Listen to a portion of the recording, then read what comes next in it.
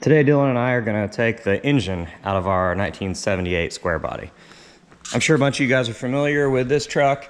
It's been around for 4 or 5 years now, but this year we're going to try to be more competitive. It's taken us years to walk that learning curve line. You can go ahead and keep working. Just trying to figure out how to make a pickup truck go faster on an autocross course and road course. It's front heavy. I guess all pickup trucks are to some certain degree, but what we're trying to do here is remove some of the front end weight. So in the past, when we put this thing on the scales, it was, well, I can't say that it was exactly 57% because I didn't have the back bumper and the tailgate on. So it may have been between 56 and 57% weight up on the front end. So we're trying to get that better and better. The truck used to make 600 wheel horsepower with a little TVS supercharger. So it made a ton of torque at like 2,400 RPM. Like its peak torque started at 2,400 RPM. So that combination was really silly. And it was a theory that I had that was unrealistic, you know, that we wanted to make a bunch of torque to get out of corners. Well, it would, just like drag racing, it would unsettle the tires, unsettle the suspension. My 4-link arms are long, so it needs a minute to try to, or a few seconds to try to slowly react and gain traction in anti-squat. So what we're doing now is taking this motor out and putting another Texas Speed engine in. This one started out as a junkyard LQ4. Being a novice and trying to save money, I put a junkyard motor in it and I blew that up right away. It didn't last long. Well, let me just say I blew 2 of them up. The first one, I cracked the piston, or it may have had a cracked piston when I first started on it, but it lost the piston in number 6 hole. Second motor ended up bending number 6 rod. So now for the last 3 seasons, I think, we've had a forged Texas Speed LQ4 in here. So it's an iron block. It got bored over just a little bit, so it's 370 cubic inches, so that's like a 6.1 or something. Well, anyways, the iron block with that little TVS blower, both those things are heavy. So we're gonna change this year to an all aluminum, naturally aspirated combination. So that old combo made 600 wheel.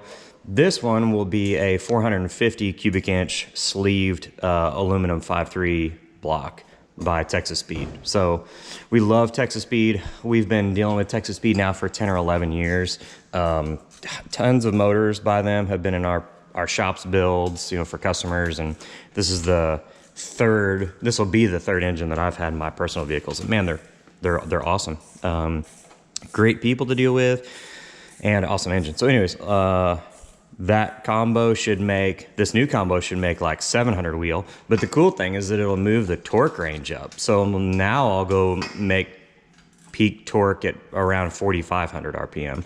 And that motor should make power, you know, and I can rev that motor up to 7,600 RPM. So my power range is going to move up. You know, I have a little more mile an hour, you know, in gears now from that RPM. So hopefully the biggest goal here is to change the weight position, you know. So I don't want to take weight out of the truck overall, but I want to take weight out of the front end. So we're going to change the drivetrain. We're going to stiffen up the frame a little bit more in the front, add a stiffer rear spring, and then we're going to ballast weight. So we're going to add weight to the back of this truck. So hopefully this truck this season will be 50-50 and be able to roll out and gain traction and do all kinds of cool stuff. So anyways, watch as we take this motor out. Post comments, ask questions. We want to connect with more of you guys.